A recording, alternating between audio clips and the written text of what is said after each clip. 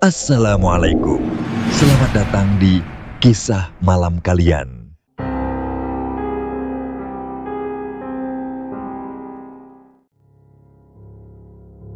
Kisah ini menceritakan perjalanan hidup Arif di tahun 1982, saat usianya masih sangat muda, sekitar 23 tahun. Pada masa itu, Arif bekerja di sebuah perusahaan, sebuah pengalaman yang menjadi awal dari perjalanan karirnya.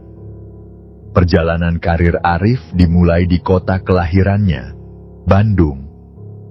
Ia melamar pekerjaan di sana, melewati proses administrasi yang cukup panjang.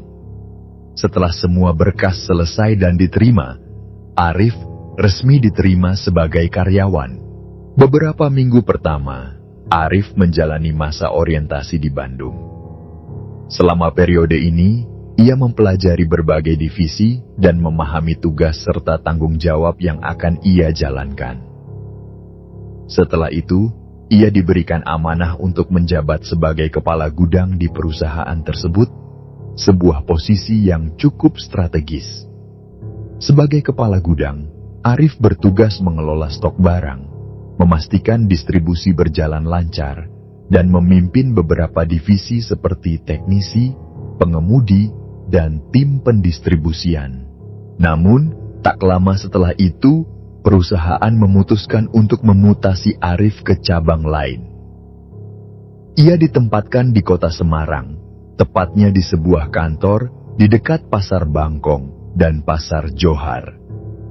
Lokasinya cukup strategis, dekat dengan pusat aktivitas masyarakat. Di tempat barunya, Arif tetap menjalankan perannya sebagai kepala gudang, memimpin berbagai tim yang bertanggung jawab atas pengiriman barang kepada pelanggan. Suatu ketika, karena ada urusan keluarga yang mendesak, Arif harus pulang ke Bandung. Ia pun harus meminta izin kepada atasannya. Kemudian, Arif pun mengetuk pintu ruangan atasannya sore itu dengan hati-hati. Ia menyampaikan niatnya untuk pulang. Setelah mendengarkan penjelasan Arif, sang atasan awalnya tampak ragu. Namun, ia akhirnya memberikan izin dengan syarat bahwa semua pekerjaan Arif harus diselesaikan atau didelegasikan terlebih dahulu. Arif pun menyanggupi permintaan tersebut dengan penuh tanggung jawab. Ia berjanji akan memastikan semuanya berjalan lancar sebelum ia pergi. Hari keberangkatan pun tiba. Sore itu, setelah memastikan semua pekerjaannya selesai, Arif berpamitan kepada atasannya dan rekan-rekan kerjanya. Mereka mengucapkan doa agar perjalanannya aman dan lancar. Dengan semangat dan rasa lega, Arif meninggalkan kantor. Ia tinggal di sebuah ruko lantai 4, yang juga berfungsi sebagai kantor tempatnya bekerja. Dari situ, ia memulai perjalanannya menuju Bandung. Arif menaiki angkutan umum menuju Terminal Johar, sebuah terminal kecil yang sering ia gunakan. Dari sana, ia melanjutkan perjalanan menuju Terminal Terboyo untuk naik bis antar kota. Perjalanan dari kantornya ke Terminal Terboyo memakan waktu sekitar 1 jam karena harus menunggu penumpang lain. Ketika akhirnya tiba di Terminal Terboyo sekitar pukul 7 malam, Arif segera mencari bis menuju Bandung. Namun, perjalanan tidak berjalan mulus seperti yang ia harapkan. Bis yang ia tumpangi ternyata membutuhkan waktu lama untuk berangkat karena sepinya penumpang. Meskipun sudah menunggu hingga pukul 9 malam, jumlah penumpang masih belum mencukupi. Akhirnya, dengan hanya 10 penumpang di dalamnya, bis itu tetap berangkat demi memenuhi jadwal perjalanan. Di awal perjalanan, Arif mulai merasakan sesuatu yang ganjil. Suasana di dalam bis terasa berbeda dari biasanya. Perasaan tidak nyaman mulai menyelimuti dirinya. Ia mencoba memahami situasi, namun sulit untuk mengabaikan firasatnya. Bis itu melaju pelan, membelah malam yang sunyi, membawa Arif menuju pengalaman yang mungkin akan ia kenang seumur hidup. Arif yang kala itu masih muda, terus berusaha berpikir positif selama perjalanan malamnya di dalam bis. Ia meyakinkan dirinya bahwa perjalanan ini akan berakhir dengan selamat. Meskipun suasana di dalam bis terasa ganjil. Dengan mengucap bismillah, ia berharap agar segala sesuatunya berjalan lancar hingga tiba di Bandung. Bagi Arif, yang terpenting adalah sampai di tujuan dalam keadaan aman dan sehat. Perjalanan bis perlahan melaju meninggalkan Semarang, melewati berbagai kota seperti Weleri, Kendal, dan akhirnya memasuki wilayah Batang. Kala itu, Arif tidak terlalu familiar dengan wilayah tersebut, apalagi dengan nama Alas Roban, yang kelak akan ia kenang sepanjang hidupnya. Perjalanan melewati tanjakan dan turunan yang curam semakin menguji ketenangan batinnya. Salah satu tanjakan yang dilalui dikenal dengan nama Tanjakan Cilukba, meski Arif baru menyadari hal itu kemudian. Jalan yang berkelok dan suasana malam yang gelap memberikan sensasi perjalanan yang berbeda bagi Arif. Meskipun tetap terjaga dan waspada, rasa kantuk perlahan mulai menyergapnya. Aktivitas sejak pagi telah menguras energinya, membuat tubuhnya terasa berat dan matanya sulit untuk tetap terbuka. Pada akhirnya, ia tertidur di tengah jok bis yang ia tempati. Tidur itu awalnya terasa seperti kelegaan, tetapi perlahan berubah menjadi pengalaman yang aneh dan membingungkan. Dalam tidurnya, Arif merasa bis itu terus berjalan, namun anehnya ia mendapati banyak penumpang baru yang naik. Perasaan ini begitu nyata, seakan ia tidak sedang bermimpi. Penumpang-penumpang itu terlihat memenuhi bis, membuat suasana menjadi lebih ramai dari sebelumnya. Namun, ada satu sosok yang menarik perhatiannya.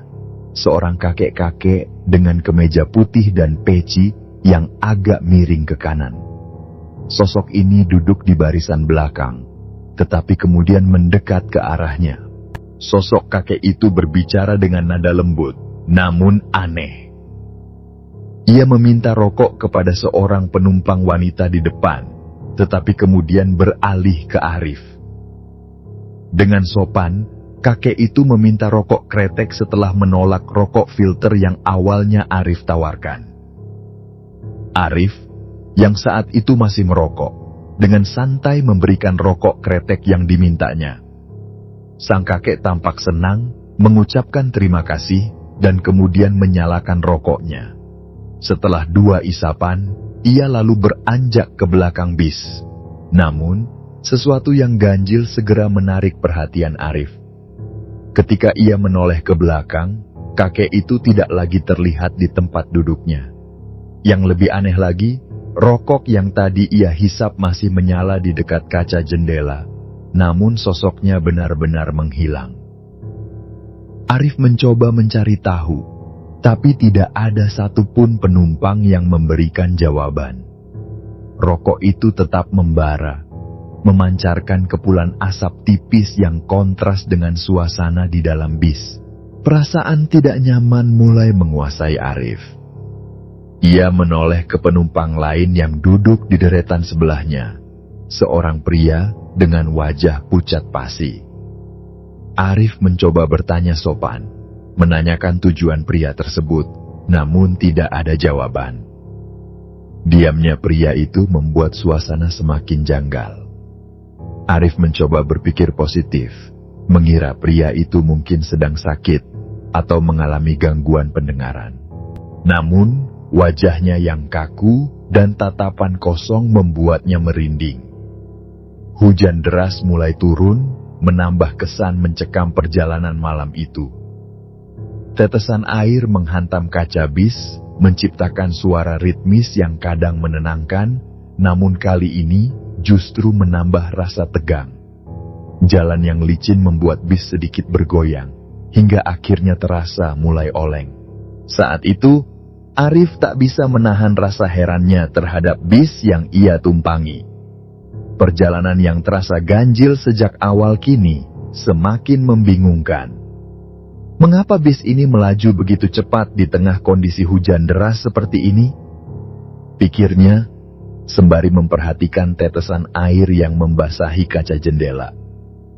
Jalan yang licin dan pemandangan gelap semakin mempertegas suasana malam yang mencekam. Namun, tiba-tiba bis mengerem mendadak dan menepi ke pinggir jalan. Bis berhenti tanpa pemberitahuan, dan sang sopir dengan cepat mengambil payung sebelum turun. Arif bersama penumpang lain hanya bisa saling menatap penuh tanda tanya. Beberapa menit berlalu, namun tak ada penjelasan dari sang sopir. Setelah beberapa saat, ia kembali ke dalam bis, menutup payung, dan melanjutkan perjalanan seperti biasa. Rasa penasaran memenuhi benak Arif, tetapi ia memilih untuk tidak terlalu memikirkannya. Mungkin hanya hal sepele, gumamnya dalam hati, mencoba berpikir positif. Belakangan ia mengetahui bahwa sopir tersebut hanya berhenti untuk buang air kecil di pinggir jalan. Perjalanan pun berlanjut hingga bis akhirnya tiba di terminal kota Pemalang. Sepanjang perjalanan sebelumnya, berbagai kejadian aneh terus menghantui pikiran Arif. Ia teringat kembali pada sosok kakek-kakek yang meminta rokok kepadanya. Kakek itu tiba-tiba menghilang setelah mengambil rokok, meninggalkan puntung yang masih menyala di dekat kaca jendela. Begitu pula dengan penumpang lain yang duduk di sebelah kanannya, seorang pria yang terlihat pucat dan tidak merespon saat diajak bicara. Semuanya terasa janggal, seakan-akan ada sesuatu yang tak kasat mata menyertai perjalanan itu. Ketika bis kembali melaju, rasa tidak nyaman semakin menguat.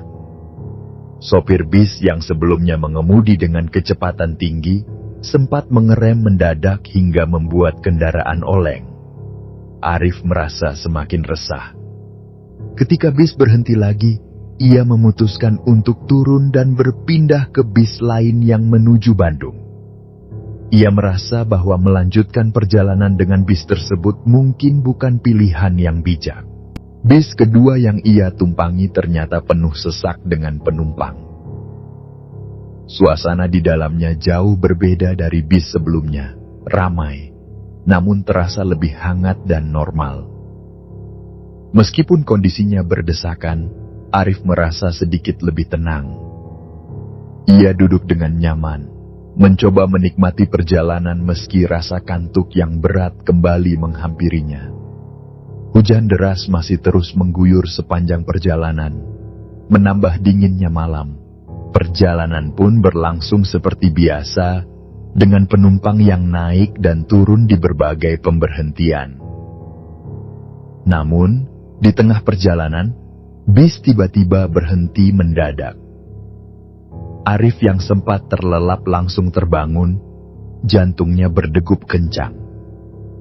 Sopir bis terdengar berbicara kepada kondektur, menanyakan sesuatu dengan nada cemas. Arif menangkap sepenggal percakapan mereka, meskipun hujan deras meredam sebagian besar suara. Sopir menyebut bahwa ada sesuatu di jalan, dan ia yakin itu adalah anak kucing. Kondektur segera turun untuk memeriksa di bawah hujan deras. Beberapa menit kemudian, ia kembali dengan membawa 3 anak kucing yang basah kuyup. "Ini anak kucing Mas," katanya kepada sopir, sambil mengangkat makhluk kecil itu yang terlihat menggigil kedinginan. Arif dan beberapa penumpang lain menatap heran, tetapi sebagian besar merasa iba melihat kondisi anak kucing tersebut. Sopir dan kondektur berdiskusi singkat. Mereka memutuskan untuk menyelamatkan kucing-kucing itu daripada membiarkannya tergeletak di jalan.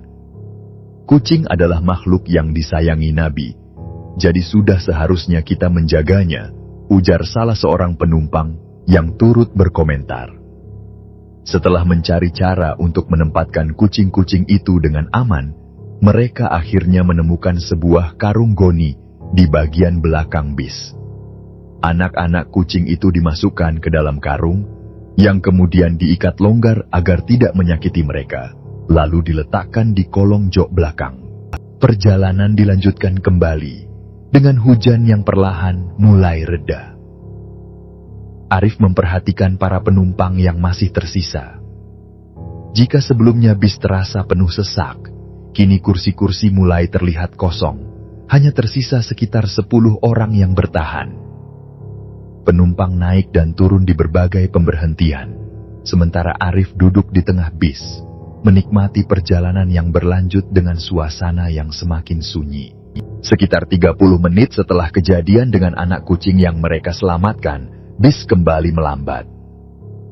Kali ini, seorang perempuan terlihat berdiri di tepi jalan, menghadang bis dengan gerakan tangan yang memaksa kendaraan berhenti. Sopir menepi ke kiri dan membuka pintu, membiarkan perempuan itu naik. Namun, perempuan tersebut tidak langsung duduk. Dengan suara yang terdengar cemas, ia mulai berbicara kepada sopir dan kondektur. "Maaf Pak, apakah kalian melihat anak saya?" Tanya perempuan itu dengan nada yang penuh kegelisahan. Sopir dan kondektur saling berpandangan, tampak bingung. "Mbak, kami tidak melihat anak-anak di sini," jawab mereka singkat. Namun perempuan itu tidak menyerah. Ia bersikeras, dan ia ingin memastikan apakah anaknya berada di bis tersebut. Sopir, yang sudah mulai merasa terganggu, akhirnya menyampaikan sesuatu yang mengejutkan. Ia bercerita kepada perempuan itu bahwa mereka baru saja menemukan 3 ekor anak kucing saat melewati jembatan Losari. "Anak-anak kucing itu mungkin saja yang Mbak maksud," ujar sopir sambil menunjuk ke arah karung goni di bagian belakang bis. Mendengar penjelasan tersebut, perempuan itu langsung bereaksi dengan emosi yang meluap. Ia memaksa untuk melihat anak-anaknya yang disebutkan sopir. Tanpa menunggu izin, ia berjalan cepat ke belakang bis, memaksa kondektur untuk membuka karung. Saat karung dibuka, terlihatlah 3 anak kucing yang tadi mereka selamatkan. Perempuan itu langsung mengambil ketiga kucing tersebut dengan ekspresi yang campur aduk antara lega dan marah. "Bagaimana bisa kalian memperlakukan anak saya seperti ini?" teriak perempuan itu, nadanya bergetar. "Anak-anak saya kalian masukkan ke dalam karung seperti barang tak berharga. Kalian harus bertanggung jawab jika terjadi sesuatu pada mereka." Perempuan itu terus mengoceh, menumpahkan kemarahannya kepada sopir dan kondektur. Sopir, yang merasa tidak terima dengan tuduhan itu, mulai kehilangan kesabaran. "Mbak, kami menyelamatkan kucing-kucing itu agar tidak terlindas kendaraan. Kalau tidak mereka mungkin sudah mati di jalan," balas sopir dengan nada tinggi. Perdebatan itu berlangsung cukup lama, hingga akhirnya perempuan tersebut turun dari bis sambil membawa ketiga anak kucingnya. Ia masih mengomel, menuduh sopir dan kondektur sebagai orang-orang yang tidak peduli. Sopir hanya bisa menggerutu, merasa lelah dengan situasi yang terjadi. "Perempuan macam apa itu?" gumamnya, berbicara kepada kondektur. "Kita sudah menyelamatkan kucing-kucing itu, tapi malah dimaki-maki." Bis pun kembali melaju setelah perempuan tersebut turun. Malam semakin larut, dan suasana perjalanan berubah menjadi lebih sunyi. Waktu menunjukkan pukul 2 atau setengah 3 pagi, ketika jalanan mulai benar-benar lengang. Jika sebelumnya kendaraan besar seperti truk dan bis masih berlalu lalang, kini hampir tidak ada kendaraan lain yang terlihat. Perasaan sepi mulai menyelimuti Arif dan para penumpang yang tersisa. Di tengah perjalanan yang sunyi itu, bis mulai menunjukkan tanda-tanda yang mencemaskan. Kendaraan tiba-tiba oleng, bergerak ke kiri dan ke kanan seperti kehilangan keseimbangan. Sopir berusaha keras mengendalikan kemudi, sementara beberapa penumpang mulai panik. "Ada apa ini?" pikir Arif, yang duduk di tengah, mencoba tetap tenang meskipun jantungnya berdegup kencang. Bis terus melaju dengan gerakan yang tidak stabil, dan suasana menjadi semakin mencekam. Malam yang gelap, jalanan yang sepi, dan kendaraan yang mulai kehilangan kendali menciptakan ketegangan yang sulit diabaikan. Arif hanya bisa mengucap doa dalam hati, berharap agar perjalanan ini segera berakhir dengan selamat. Perjalanan bis yang awalnya hanya terasa ganjil kini berubah menjadi momen yang menegangkan. Arif menyadari bahwa bis terus melaju dengan gerakan yang tidak stabil. Kendaraan itu oleng ke kanan, lalu tiba-tiba dibanting kembali ke kiri dengan hentakan yang kuat. Para penumpang mulai panik, memegangi kursi dan berpegangan erat untuk menjaga keseimbangan. Suasana semakin kacau ketika bis kembali dibanting ke kanan dengan kecepatan tinggi, hingga akhirnya kehilangan kendali. Arif merasakan hentakan keras saat bis terpelanting ke pinggir jalan. Tubuhnya terguncang hebat, dan suara kaca yang pecah memenuhi udara. Semua terasa begitu cepat, hingga tiba-tiba segalanya menjadi hening. Dalam kondisi linglung, Arif membuka matanya perlahan. Kaca-kaca berserakan di mana-mana, dan suasana di dalam bis dipenuhi dengan debu serta bau lumpur yang menyengat.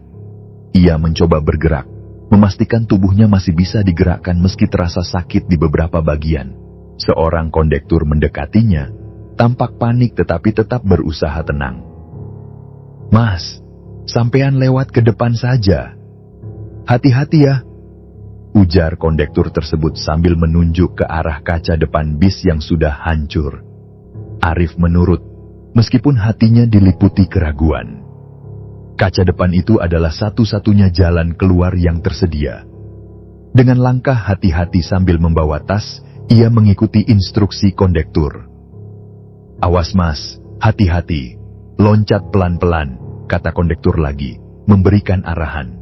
Arif akhirnya melompat keluar dari bis, dan tubuhnya langsung bersentuhan dengan tanah yang basah. Kakinya tenggelam dalam lumpur yang lengket, membuat gerakannya terasa berat.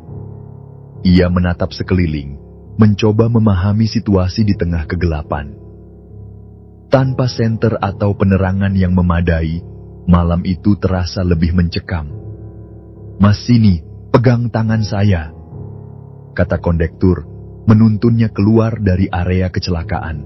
Ketika akhirnya mencapai tempat yang lebih aman, Arif memberanikan diri untuk bertanya, "Mas, ini daerah mana ya?" Kondektur menjawab singkat, "Ini daerah Gebang, Mas. Masih masuk wilayah Kabupaten Cirebon." Nama itu terdengar asing di telinga Arif, yang tidak familiar dengan wilayah tersebut. Ia kemudian bertanya lagi, "Mas, penumpang yang lain pada kemana? Tadi kan masih banyak di bis." Namun, jawaban kondektur membuat Arif terkejut. "Maaf mas, penumpang itu cuma sampean saja yang ada sekarang. Selain saya dan sopir tidak ada lagi." Kata-kata itu membuat bulu kuduk Arif meremang. Ia mencoba memproses informasi tersebut sambil mengingat kembali suasana sebelumnya. Bis yang penuh sesak dengan penumpang. Namun, kenyataannya sekarang berkata lain. Ia merasa bingung dan sulit percaya dengan apa yang ia dengar. Sementara itu, kondektur menjelaskan bahwa sopir saat ini sedang pingsan akibat terkena percikan air aki saat kecelakaan terjadi.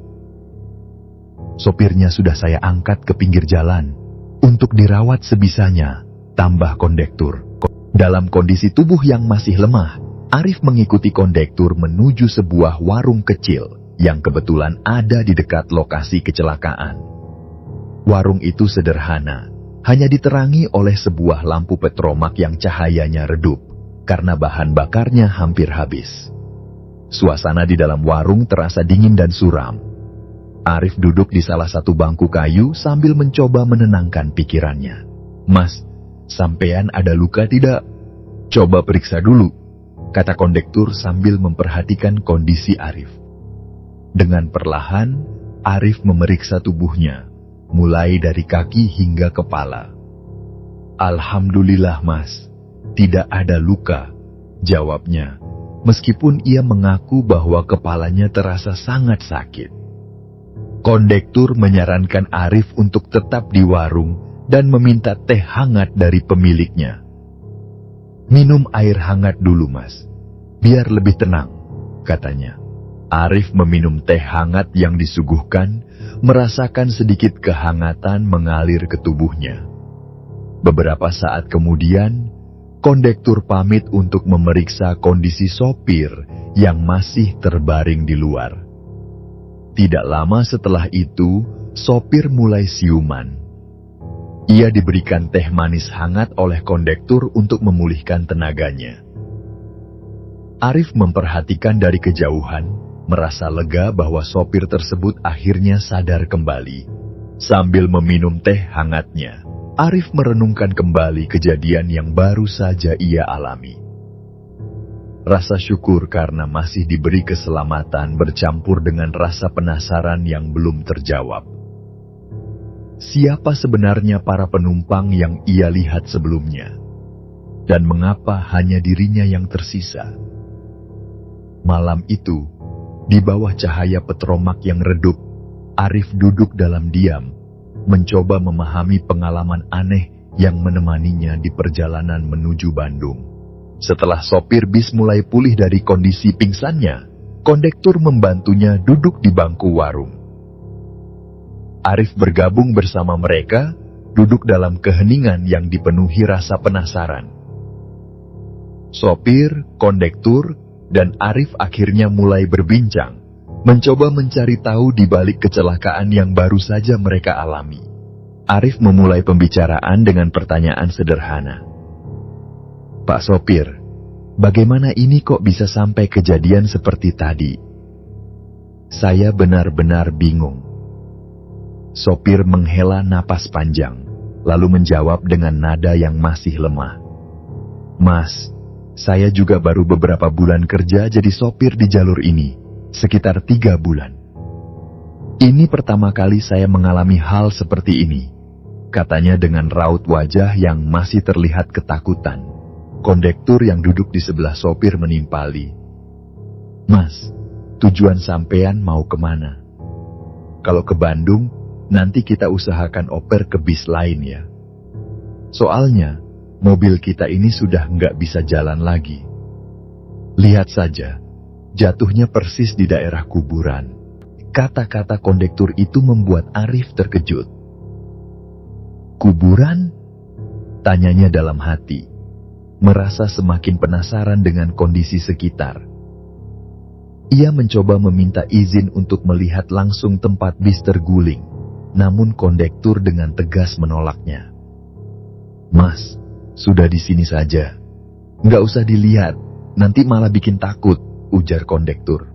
Tidak lama kemudian, kondektur yang bernama Aji menoleh ke arah sopir bis bernama Mas Anwar dan bertanya, "War, bagaimana kamu bisa sampai nggak kontrol tadi? Kok bisa bawa bis sampai oleng begitu?" Sopir bis, yang masih terlihat lemah, mengangguk pelan dan mulai bercerita. "Jadi begini, Ji. Setelah perempuan tadi mengambil kucing, perasaan saya sudah nggak enak. Entah kenapa, saya merasa ada yang mengajak mengobrol. Awalnya obrolannya biasa saja, tapi makin lama makin aneh.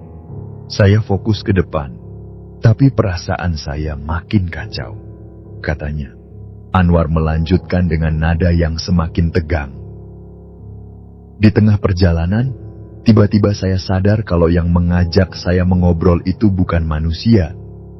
Sosoknya berubah jadi harimau. Harimau itu melotot ke saya, seperti mau menerkam. Saya kaget banget, Ji. Tiba-tiba dia benar-benar lompat ke arah saya. Saya otomatis refleks menangkis dengan tangan kiri, sementara tangan kanan masih megang setir. Dari situ saya benar-benar kehilangan kontrol."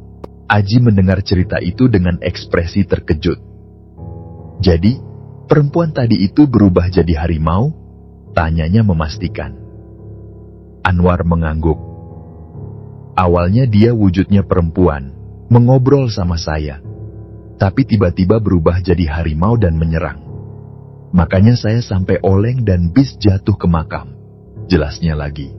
Cerita sopir membuat suasana semakin mencekam dan aneh. Arif dan kondektur terdiam, mencoba mencerna apa yang baru saja mereka dengar.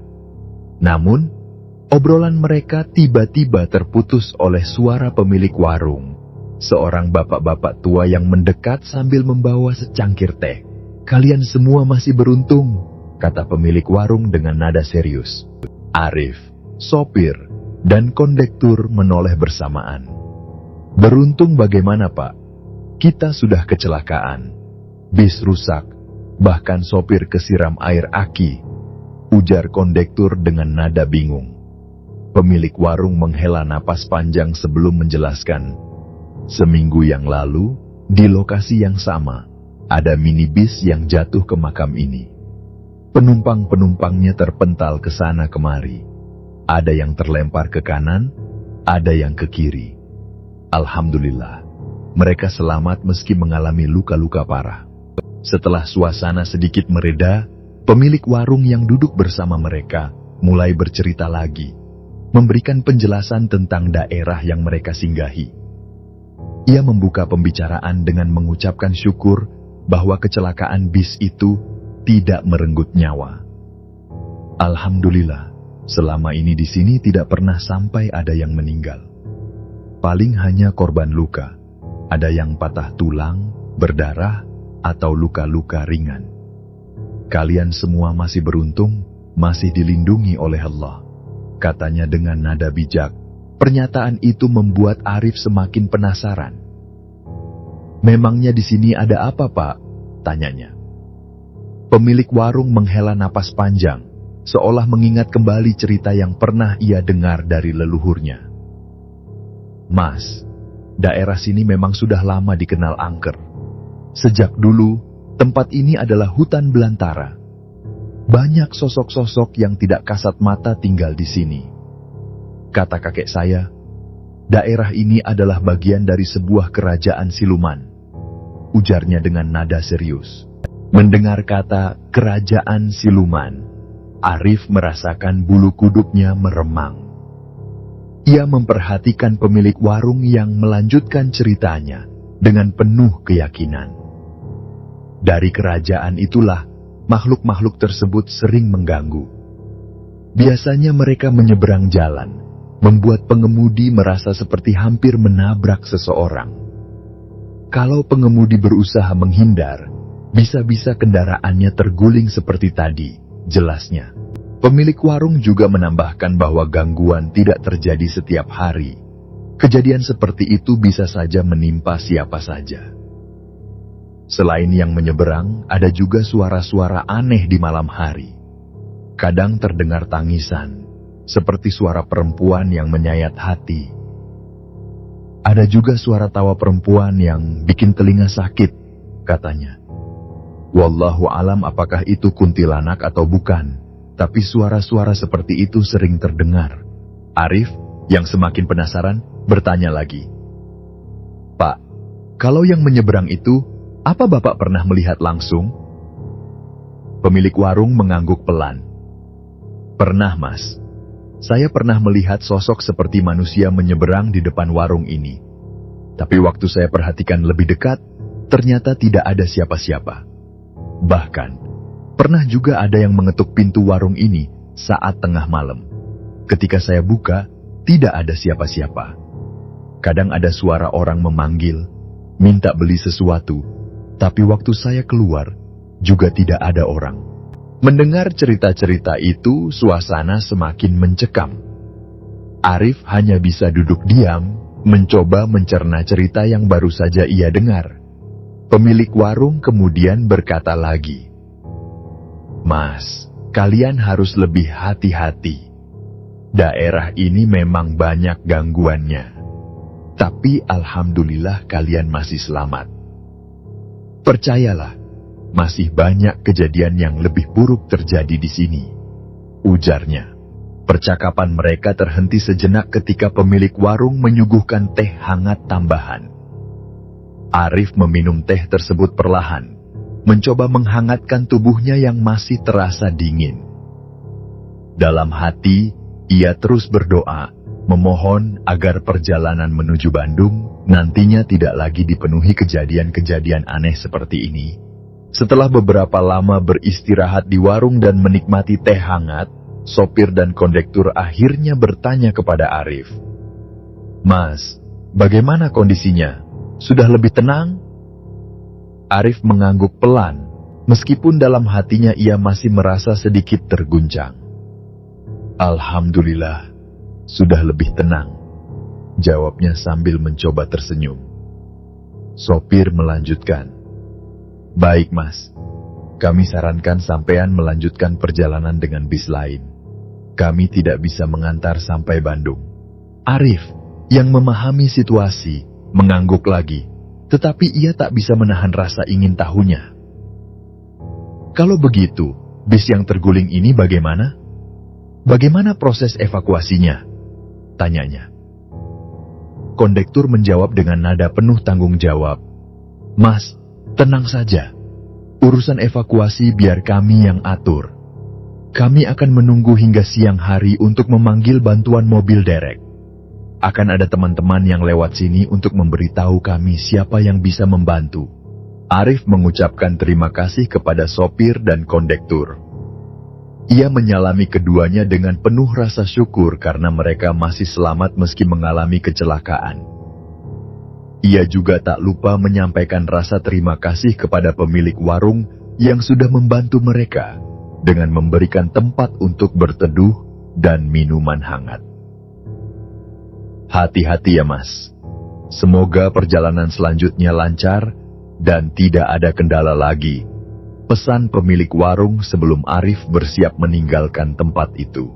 Namun sebelum beranjak, Arif teringat sesuatu. "Mas, maaf. Sepatu saya tadi kayaknya tertinggal di dalam bis," ujarnya sambil menunjuk ke arah lokasi bis yang terguling. Kondektur tertegun sesaat sebelum menjawab, "Astagfirullah, sampean tadi berjalan di atas pecahan kaca tanpa sepatu. Seluruh kaca bis itu hancur, mas. Bagaimana bisa sampean tidak terluka?" Arif sendiri baru menyadari hal itu. Ia merasa bersyukur karena meskipun berjalan di atas pecahan kaca, kakinya tetap utuh tanpa goresan sedikit pun. Kemudian pemilik warung memberikan sandal untuk Arif gunakan. "Alhamdulillah. Terima kasih, Pak. Semoga perjalanan ini berakhir dengan selamat," ucap Arif sambil tersenyum lega. Tak lama kemudian, kondektur menemani Arif ke pinggir jalan untuk menghentikan bis lain. Sebuah bis akhirnya berhenti setelah kondektur memberi tanda. Sopir bis ketiga ini sempat berbicara singkat dengan kondektur sebelumnya. "Kalian kenapa? Apa terjadi musibah?" tanya sopir bis ketiga. "Iya, tadi bis kami terguling," jawab kondektur sambil membantu Arif naik ke bis. Arif melanjutkan perjalanan dengan bis ketiga itu. Namun, perasaan trauma masih menyelimuti hatinya. Setiap kali bis melaju dengan kecepatan tinggi atau mengerem mendadak, Arif spontan tersentak. "Astagfirullah," ucapnya pelan, mencoba menenangkan diri. Penumpang yang duduk di sebelahnya memperhatikan dan bertanya, "Mas, ada yang sakit?" Arif menggeleng pelan. "Tidak, Pak. Saya hanya sedikit trauma. Sebelumnya saya mengalami kecelakaan bis," jawabnya. Penumpang itu mendengarkan dengan penuh perhatian. "Kecelakaan? Bagaimana ceritanya, Mas?" tanyanya lagi. Arif menceritakan singkat tentang bis yang terguling di dekat makam. "Alhamdulillah, saya dan kru bis lainnya masih selamat," ujarnya menutup cerita. Penumpang itu menatap Arif dengan rasa syukur. "Alhamdulillah, Mas. Yang penting selamat. Semoga perjalanan ini juga aman untuk kita semua," katanya sambil tersenyum. Malam perlahan berganti pagi. Cahaya matahari mulai terlihat di kejauhan, membawa kehangatan setelah malam yang mencekam. Arif merasa sedikit lega saat bis perlahan memasuki wilayah Bandung. Setelah perjalanan panjang yang penuh dengan cobaan, akhirnya ia tiba di terminal bis Cicahem. Dengan langkah yang lelah tetapi hati yang penuh rasa syukur, Arif turun dari bis dan menatap sekeliling, menyadari bahwa ia akhirnya sampai di tujuannya dengan selamat. Baiklah, sekian dulu kisah kami kali ini. Kisah yang dibagikan oleh salah seorang sahabat, yakni bernama Pak Arif. Semoga dengan kisah ini dapat menghibur sahabat semua. Dan untuk percaya atau tidak dari cerita ini, kami serahkan ke para penonton masing-masing. Bila mana sahabat kisah malam kalian punya satu kisah mistis, silakan kirim ke alamat email kami. Insya Allah, nanti akan kami ceritakan. Setiap cerita yang ditayangkan, nantinya akan diberikan apresiasi berupa souvenir yang menarik. Kami ucapkan terima kasih juga untuk sahabat yang telah menonton video ini, dan juga yang telah subscribe, like, dan komen. Dan untuk yang sudah mendukung channel ini, kami mengucapkan terima kasih banyak, dan semoga Allah membalas kebaikan sahabat semua. Akhirnya, saya memohon maaf kalau dalam menyampaikan kisah ini, terdapat kesalahan dalam berkata-kata dan pengucapan. Dan saya Sandi undur diri, sampai jumpa lagi di kisah kami selanjutnya. Semoga sukses dan sehat selalu untuk sahabat kisah malam kalian. Assalamualaikum. Selamat datang di kisah malam kalian.